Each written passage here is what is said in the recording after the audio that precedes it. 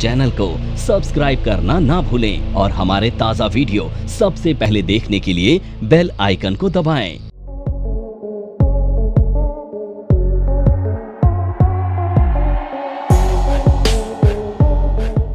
तो देखो फंडामेंटल आज हम पढ़ने वाले हैं। फंडामेंटल में हम लोग पढ़ने वाले हैं कि आपके पास बहुत सारे शेयर्स हैं, 7,000 शेयर हैं आपके पास। 7,000 से ज्यादा शेयर्स में डेली बेसिस पर आप बहुत सारे शेयर्स देखते हो, आपको टीवी एनालिस्ट भी बताते हैं। भाई जब भी कोई समझदार इंसान, जो आपको लगता है ये समझदार है, जब भी आपको कोई शेयर बताया जाता है तो आप ना उसकी समझदारी को देखकर उस शेयर को खरीदने का विचार बनाते हो। अक्सर तो ऐसा ही होता है, चाहे वो टीवी एंकर हो, चाहे वो एनालिस्ट हो, चाहे आपका कोई जानकार हो, या चाहे मैं ही क्यों ना हूं। पर आज के बाद आप ये करना बंद कर देंगे। क्यों बंद कर देंगे? क्योंकि आपको आज मैं सिखाने वाला हूं वैल्यूएशन कैसे की जाती है। जैसे आपको कोई बोले कि भाई XYZ शेयर 1,000 रुपए का है, आप खरीद लो और 10,000 जाएगा, तो आप खरीदेंगे क्या? नहीं खरीदेंगे। अगर आपको लगता है कि भाई जेन्युइनली इसकी कीमत जो है ना 10,000 रुपए होनी चाहिए और 1,000 रुपए में आज मिल रहे हैं, तो 9,000 का प्रॉफिट आने वाले दिनों में आपको मिलेगा, तभी तो खरीदोगे। अब मैं बोलूं कि भाई वो जो 1,000 रुपए का शेयर बिक रहा है वो एक्चुअली में 1,000 का ही नहीं, हो तो 100 रुपए की वैल्यू का है, तो आप खरीदोगे। क्यों? क्योंकि महंगा है। पर ये जो महंगे और सस्ते का खेल है ना, यही तो सबसे डिफिकल्ट है जानना, और इसमें ही हमारी मदद कौन करता है? फंडामेंटल। तो फंडामेंटल हमें बताता है कि कौन सा शेयर सस्ता है, कौन सा शेयर महंगा है, बेस्ड ऑन इंट्रिंसिक वैल्यू, जो हम फंडामेंटल में निकालना सीखेंगे। अब इंट्रिंसिक वैल्यू क्या होती है? Future discounting value. इसका अर्थ यह हुआ कि आज जिसका भाव 1 रुपए है, एक्चुअली में इसकी कीमत 10 रुपए है, तो सूनर देन लेटर 10 रुपए तो जाएगी। तो आज 1 रुपए में खरीद लो, कल 10 रुपए में बेच देना, तो 9 रुपए का प्रॉफिट हुआ।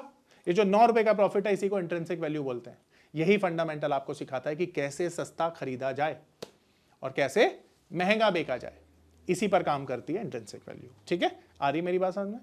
तो बोलो हाँ। अब ये फंडामेंटल ना मैंने खुद डेवलप किया है, तो आपको बहुत इंटरेस्टिंगली मैं बताऊंगा कि किस तरह से फंडामेंटल आपको ट्रेडिंग में भी हेल्प करेगा और इन्वेस्टिंग में भी हेल्प करेगा।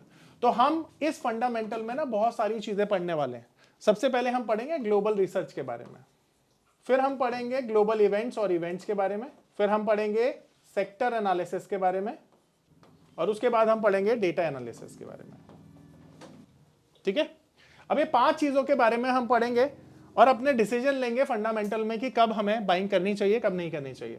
देखो, ग्लोबल रिसर्च में हम लोग पढ़ेंगे कि किस तरह से ना दुनिया की जितनी भी कंट्रीज हैं एक दूसरे से इंटरकनेक्टेड हैं, और किस तरह से वहां पर बम फूटता है तो यहां पर उसका असर आता है। ये सारी चीजें हम इसमें पढ़ेंगे। इवेंट्स मार्केट को चलाने के लिए बड़ी इंपॉर्टेंट होती हैं। तो जिस तरह से गाड़ी पेट्रोल से चलती है, ठीक उसी तरह से मार्केट इवेंट से चलती है।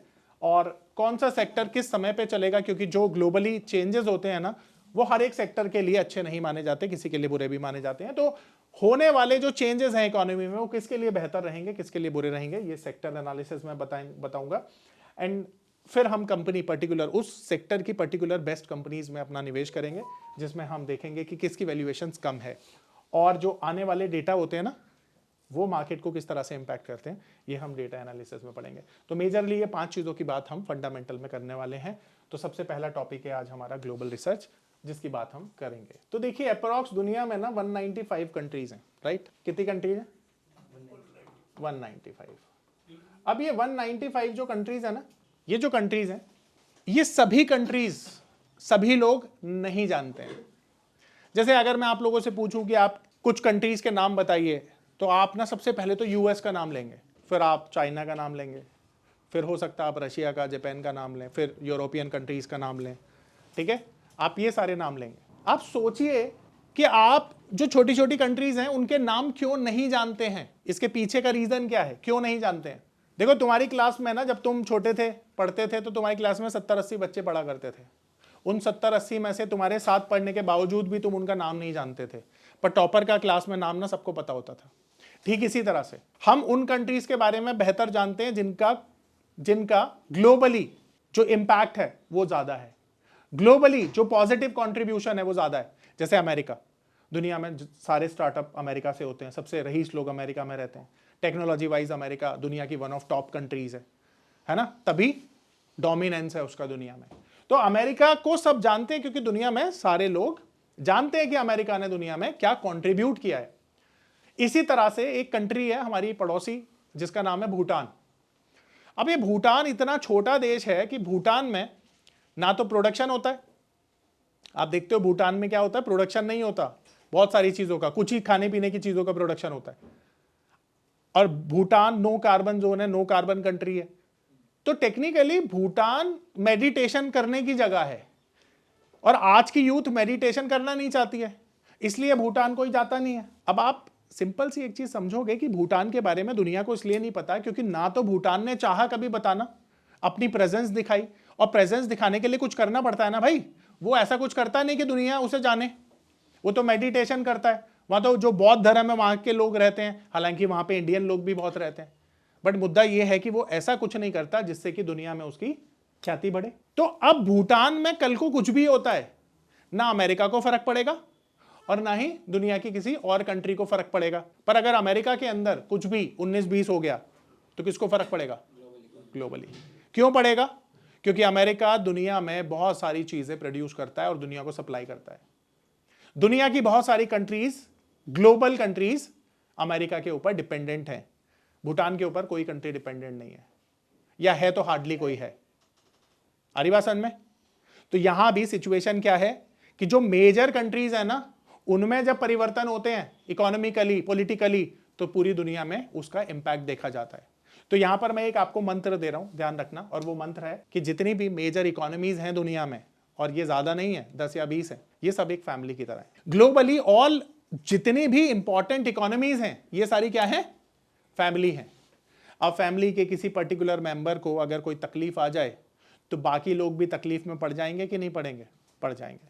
तो इसका मतलब यह है कि दुनिया में जब भी किसी मेजर कंट्री में कोई मेजर डेवलपमेंट होता है तो उसका इंपैक्ट दूसरी कंट्रीज पर भी पड़ता है।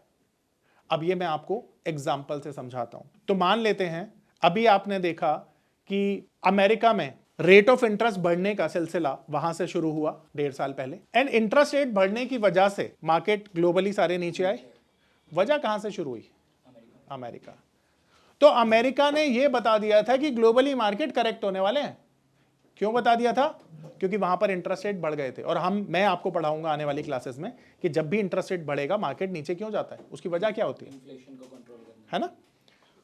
बोलो सर। जैसे आपने इसका इम्पैक्ट बताया कि अमेरिका का इंटरेस्ट रेट बढ़ा, तो इसका इम्पैक्ट ग्लोबली ऐसा रहेगा।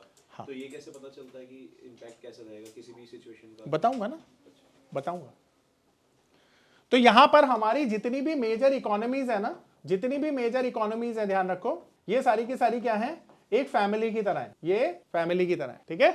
और एक किसी मेजर इकोनॉमी में कोई ट्रबल आया तो दूसरी इकोनॉमी में भी ट्रबल आएगा ही आएगा।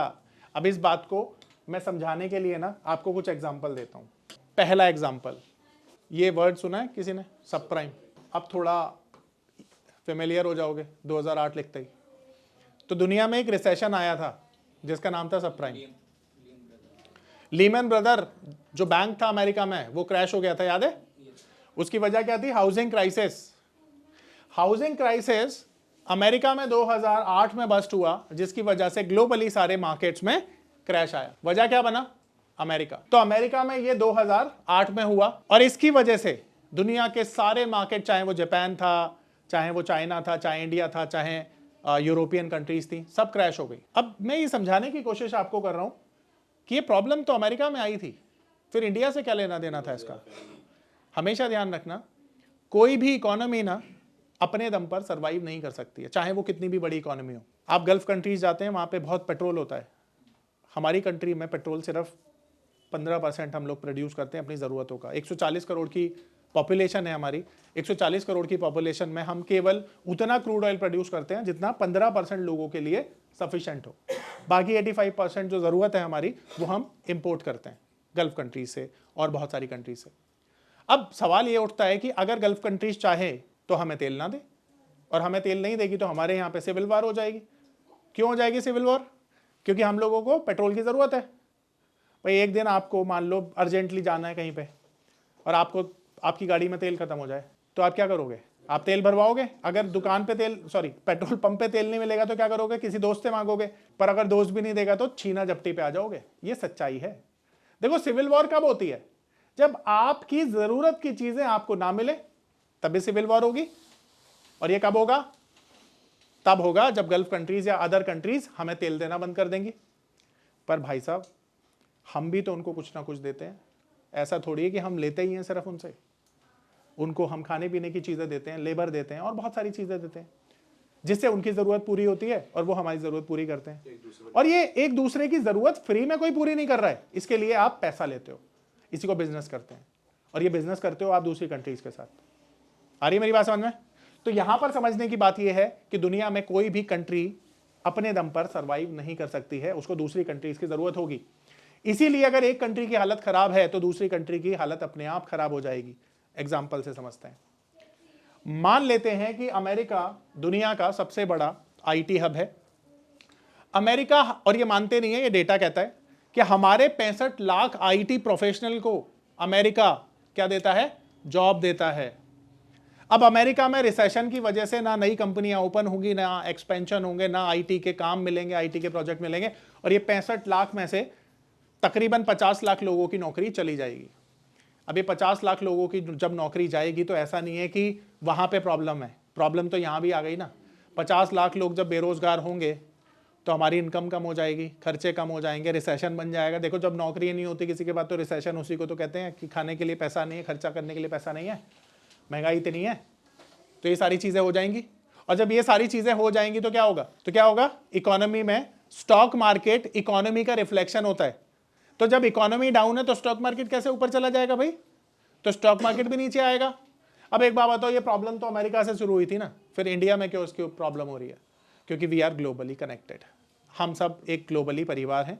किसी भी परिवार के सदस्य को कोई भी परेशानी आती है तो हम भी परेशान हो जाएंगे, ये स्वाभाविक है। मेरी बात समझ में आ रही है? और यही हुआ 2008 में भी। एक और एग्जाम्पल देते हैं। तो ये बात है 2020 की, और मुझे नहीं लगता कि किसी को भी शायद ये ना पता हो कि कोविड-19 क्या था। इसने पूरी दुनिया को हिला डाला, और इसका जो ओरिजिन था ना वो था चाइना। तो चाइना में ये समस्या आई, और समस्या की वजह से दुनिया की मार्केट जो है क्रैश हो गई, आपने देखा। और चाइना में तो कितने लोग मरे, उस दिन हम डिस्कस भी कर रहे थे कि ये डेटा भी अवेलेबल नहीं है कि कितने करोड़ लोग वहां पे चाइना में इसकी वजह से मरे हैं। तो ये चाइना की प्रॉब्लम थी। अब ये ना एक परफेक्ट एग्जांपल है मुझे अपनी बात को समझाने के लिए। वो इसलिए कि जिस तरह से कोविड ना प्रॉब्लम चाइना की थी, पर पूरी दुनिया ने उसका कहर झेला, इसी तरह से ना कोई भी प्रॉब्लम इस कोविड की तरह ही होती है कि किसी पर्टिकुलर कंट्री में जन्म ले रही है पर वो स्प्रेड पूरी दुनिया में हो रही है। तो हमेशा ध्यान रखना, ग्लोबल रिसर्च इसलिए की जाती है ताकि दुनिया में ना एक माहौल को आइडेंटिफाई किया जाए कि कहाँ पे कोई तकलीफ तो नहीं है, कहीं पर कोई परेशानी तो नहीं है। क्योंकि अगर उसकी परेशानी होगी कहीं भी और वो मेजर इकोनॉमी होगी तो वो परेशानी सूनर देन लेटर हमारी कंट्री को भी हिट करेगी। तो उसके लिए सतर्कता आपको कहां से मिलेगी? आपको अलर्ट कहां से मिलेगा? फंडामेंटल से मिलेगा, ग्लोबल रिसर्च करके। तो ग्लोबल रिसर्च इस तरह से की जाती है। ठीक है, मेरी बात समझ में आ रही है सबको? मेरा नाम है अतुल। मैं एक नामी होटल में मैनेजर के तौर पर जॉब करता था। मार्च 2020 में लॉकडाउन के दौरान मेरी जॉब चली गई। उसके बाद मुझे घर चलाने और बच्चों के भविष्य की चिंता होने लगी। फिर मैंने शेयर मार्केट के फील्ड में ऑनलाइन कुछ करने का प्लान किया, लेकिन मुझे शेयर मार्केट का ABCD भी नहीं आता था। फिर मैं एक ऐसे प्लेटफॉर्म को खोजने लगा जो मुझे घर बैठे सही और सरल भाषा में शेयर मार्केट में ट्रेडिंग करना सिखा सके। तभी मुझे मिला NIFM का online education platform www.onlinenifm.com। NIFM के ऑनलाइन एजुकेशन प्लेटफॉर्म पर बहुत से ऐसे कोर्स थे जिनसे मैं अपने स्टॉक मार्केट में इन्वेस्टमेंट और ट्रेडिंग के सपनों को पूरा कर सकता था। जैसे कि stock market trading beginners course, NIFM certified smart investor course, advance level smart investor course, technical analysis course, fundamental analysis course, options trading strategies, research analyst certificate course, diploma in financial market course, और ना जाने ऐसे बहुत से course उपलब्ध हैं। फिर मैंने www.onlinenifm.com की साइट पर जाकर NIFM का NIFM certified smart investor course को ऑनलाइन परचेज किया, जिसको सीखने के बाद मैंने जाना कि शेयर मार्केट से पैसा कमाना कितना आसान है। बस आपको एक सही प्लेटफॉर्म की जरूरत है, जो है www.onlinenifm.com। NIFM के ऑनलाइन प्लेटफॉर्म की वजह से मैंने लॉकडाउन के दौरान शेयर मार्केट से अच्छी इनकम भी जनरेट की। थैंक्स NIFM, जिसकी वजह से आज मैं एक होटल मैनेजर से प्रोफेशनल ट्रेडर बन पाया। कॉल 8588868475 और विजिट www.onlinenifm.com।